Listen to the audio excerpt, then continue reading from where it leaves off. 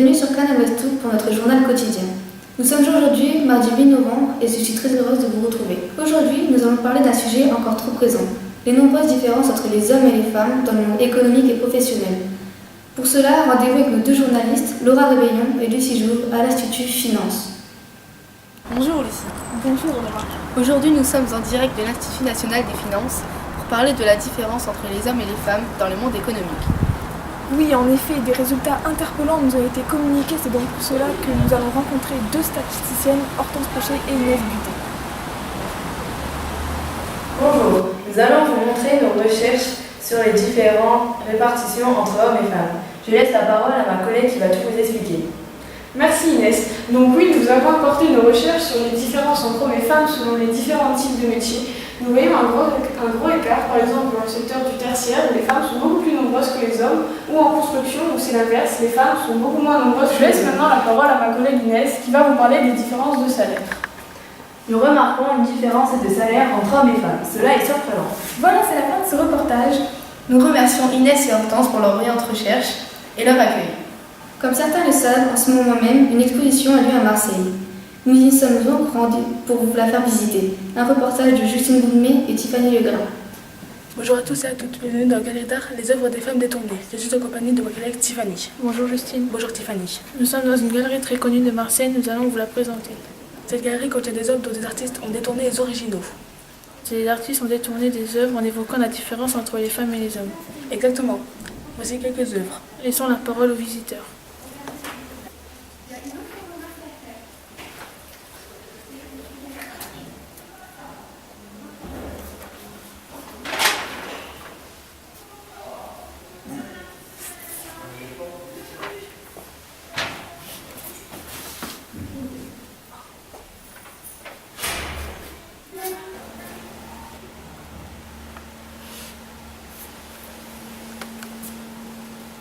Cette œuvre est magnifique, vous trouvez pas?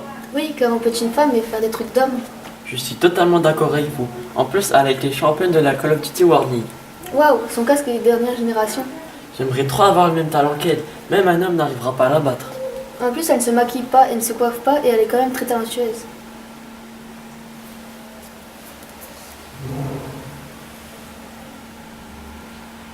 Avant de continuer ce journal, une courte page de pub.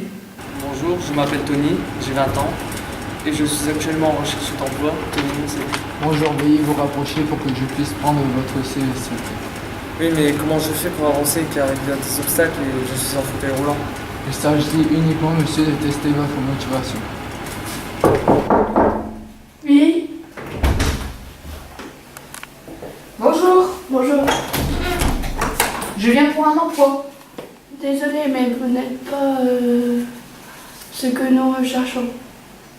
Mais vous venez tout juste d'embaucher de mes amis pour ça. Oui, mais vous êtes trop petit. Et vous ne correspondez pas au profil demandé. Nous sommes de retour sur Canal Ouest pour le journal. Nous avons reçu en exclusivité Emmanuelle Labourie, la célèbre écrivaine et comédienne sourde, ainsi que Frida Kahlo, la peintre. Nos journalistes Nicolas Mittag et Julie Deblic les ont interviewés pour vous. Bonjour Frida Kahlo, comment avez-vous vécu votre accident? Bonjour, j'ai vécu très mal. J'étais portée un corset, j'avais plein de séquelles à vie. J'ai dû participer à des interventions chirurgicales, j'ai eu plein de fractures partout sur tout mon corps. Comment vous vous êtes remis de cet accident? Je me suis remis grâce à la peinture. Quel type de peinture faites-vous? J'ai peint des tableaux de moi-même car je suis le seul motif qui me connaît le mieux. Pour vous, est-ce une arme ou une faiblesse? Une arme. Pourquoi une arme et pas une faiblesse? Car je me suis remis toute seule. Merci pour cette interview, au revoir. Eh bien, il est déjà l'heure de nous quitter. Je vous souhaite à tous une très bonne journée et rendez-vous demain pour le journal télévisé de Canal Ouest. Au revoir.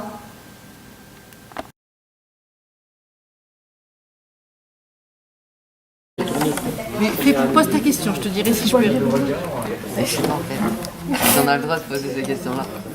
Pose toutes les questions. Êtes-vous malvoyante? Eh ben oui. C'est ce que j'avais dit. Il n'y a pas de mauvaises questions et de mauvaises situations de handicap. Je fais exactement les mêmes choses. Donc il faut déconnecter à chaque fois la situation de handicap de la différence de la personne. Alors il y a des moments où oui, on peut être en difficulté, mais c'est parce que l'environnement à ce moment-là il n'est pas adapté. Donc dans la vie, au travail en tout cas, ça ne se passe pas. Après, il y a des gens qui acceptent pas forcément, ou en tout cas qui ont encore des préjugés très forts. Et ça m'est arrivé il n'y a pas très longtemps de prendre le bus, parce que j'avais conduit ma fille à l'école le matin, donc j'étais avec ma chienne. Donc les gens, normalement, quand ils voient le chien et le harnais, ils identifient que je suis non-voyante, parce qu'en général, on ne peut pas au harnais et quand je suis en extérieur, en plus je baisse mes lunettes de soleil, donc du coup les gens identifient davantage. Et comme j'ai mis un peu de temps à descendre du bus et que les bus se refermaient, j'ai un peu crié au conducteur en disant il faut rester les portes ouvertes, et il y a un monsieur derrière moi qui m'a dit en même temps vous n'avez qu'à vous dépêcher un petit peu. Donc ce à quoi je lui ai demandé s'il voulait mon chien et mes yeux pour savoir comment lui allait se débrouiller. Voilà, et puis je pense qu'il s'est trouvé à mon avis plus bête que moi.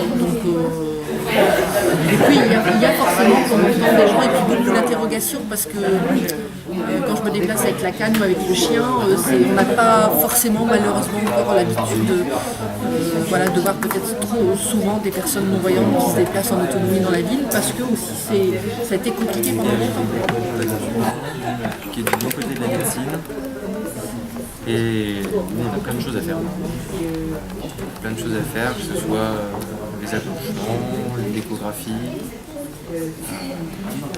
tout ce qui est consultation, les prescriptions. Enfin, c'est vraiment un métier complet au niveau médical. Donc, on fait du technique, on fait du relationnel, on fait de la prévention. Enfin, donc, c'est vraiment très très intéressant. Et on est surtout une profession autonome. Donc, on n'est pas médecin, mais on est autonome à l'inverse des infirmières qui sont obligées d'effectuer ce qu'on leur dit de faire. Nous, on est purement autonome par rapport au reste. Et après, c'est un métier qui est vraiment complet. On fait plein de trucs. On a fait des échographies, des consultes, de la prévention. Enfin, vraiment, c'est un métier complet dans son ensemble. On fait des gestes techniques. Donc, enfin, voilà.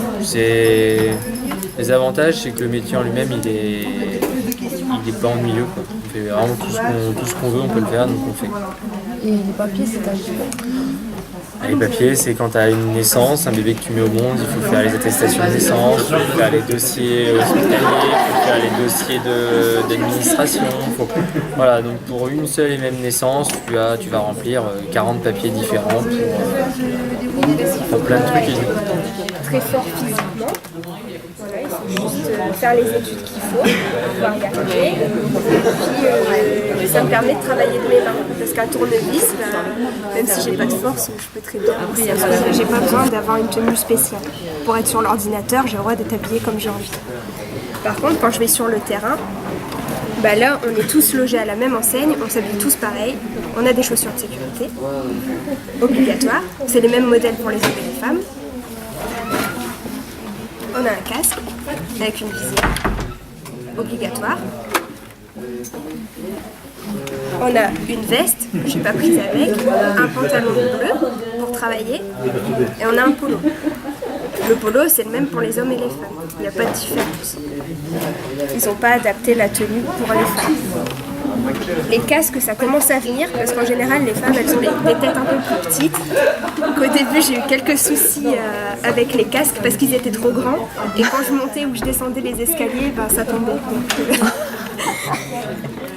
Donc maintenant c'est bon, ça ils ont réussi, on a des casques un peu plus adaptés. Nous on a un service qu'on appelle le service ressources humaines et qui regroupe en fait tout ce qui traite la formation, tout ce qui traite la paye, tout ce qui traite le légal. Alors je travaille avec un ordinateur. Non, ça c'est pas moi. C'est pas moi. Mais c'est des aides, mais nous c'est des ressources, mais ça c'est du financier. Quand on dit ressources humaines, en fait c'est le personnel en fait. En fait, je suis c'est pas moi, c'est quelqu'un qui fait que la paie et qui s'occupe de ça. Moi, je suis là. J'ai des relations avec Pôle emploi dans le sens où on recrute des demandeurs d'emploi. Tu vois, mon métier, c'est d'embaucher des gens quand on a du travail à donner. Mon métier, c'est aussi de former les gens quand ils ont besoin, de faire des formations pour pouvoir faire le métier qu'il faut, qu'ils n'ont pas, par exemple. Vous êtes en train d'apprendre. Si un jour vous décidez de faire un contrat d'alternance ou un contrat de professionnalisation, votre CV il peut être amené à être sur le terrain. En arraché projeté, vous avez déjà vu sur un banc. Moi je le fais sur un banc, adapté pour ordi, en forme de T à l'envers. Et j'ai le niveau des genoux, j'ai le sein. Et ensuite c'est moi qui me demande pour décrocher. Au moment où on me demande de descendre, c'est l'arbitre qui me demande de descendre. Je dois faire un temps d'arrêt de 2 secondes. Ensuite, il y a mon coach qui me demande de remonter, donc je remonte. Et c'est l'arbitre qui doit donner l'ordre de raccrocher. Donc je raccroche. Ensuite, moi je suis en moins de 73 kg. J'ai fait un record à 150 kg.